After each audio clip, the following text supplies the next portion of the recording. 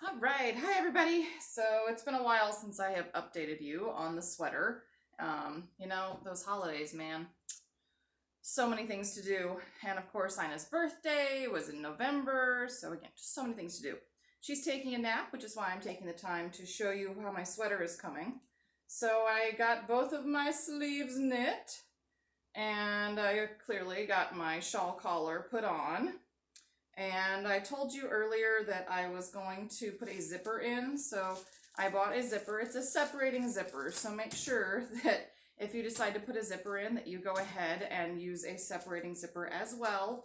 You don't want to get one that is connected because, well, you need it to come apart to put your cardigan on. So anyway, what I did was I went ahead and I just picked up stitches right along that inside edge. Hopefully you can see that. And I went ahead and I just knit what I think of as a zipper casing. So that's just a little stockinette patch on the inside. And what I wanted to do was make sure that when I have my cardigan on, that the stockinette piece on the inside, my zipper casing, is a little bit shorter than the edging on my sweater, because what you want to do is you want to sandwich that zipper in between, but you don't want the zipper to be completely covered because you want to be able to zip your sweater up. So anyway, all I did was I picked up the same number of stitches from the bottom to the top that is recommended for the front portion of your edging and your collar, and then I just knit so that it was a couple of rows shorter and before I bound off than what was recommended, again, for my edging. So I think I did, I don't know, maybe 8 rows. It wasn't very many. And then just bound off and made my little stockinette zipper casing. And what I'll do now is I'll actually use my machine. So I'll put a couple of basting stitches in and set my zipper in, and then I will use my machine and I usually use a walking foot when I do that, although you can use your zipper foot, I suppose. But the important thing is just that you want to make sure that your fabric is moving smoothly. You can go ahead and hand sew it if you want to. It's totally dependent on what you'd like to do. But I'm going to sew in my zipper so that I have a cardigan. And my sweater is going to end up a little smaller than I intended. My very well-intentioned husband very kindly put my load of laundry over from the washer to the dryer and didn't realize that I had washed a batch of delicates, including my underclothes, and didn't really want them to go in the dryer. So he very nicely dried on delicate. Luckily I have a delicate dryer setting, my sweater, and so it ended up a little bit tighter and a little more well used already than I intended it. It should have relaxed and opened up more, and you should have seen more of this lovely lace patterning down the sleeves. But when he dried it, it closed everything up a little bit. Now the good news is that the sweater does still fit, even if it fits a little tighter than I intended. And those ends are never coming out, I'll tell you that right now. All of my ends, they are definitely secure at this point.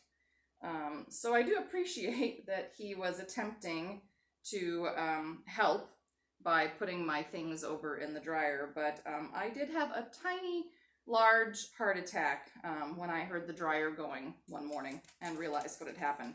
And, you know, it's partially my own fault because I do try to make sure that when I wash my knit items, and I have a top-loading machine, in my washer on delicate, that I always go pull out that load. I try to make sure that I do it when I have the time to take it out so that these accidents don't happen. So it was unfortunate, but my sweater is salvageable. It still looks pretty decent, and I am looking forward to putting that zipper in. I'll do one more post, one final post when I put that zipper in, so you can see how that zipper works. I just find that I wear my cardigans that have zippers far more than the ones that have buttons. It's just something, it's my own quirk. If you like buttons, go ahead and knit it as it's written and put those buttonholes in. It's totally fine.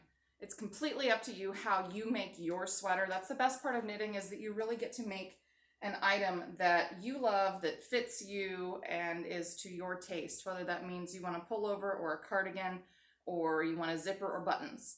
So I'm choosing a zipper. You can do what you'd like. So don't forget to follow our feed. That's kind of mostly the end of our little sweater along. Like I said, I'll show the sweater one more time when I actually have the zipper in.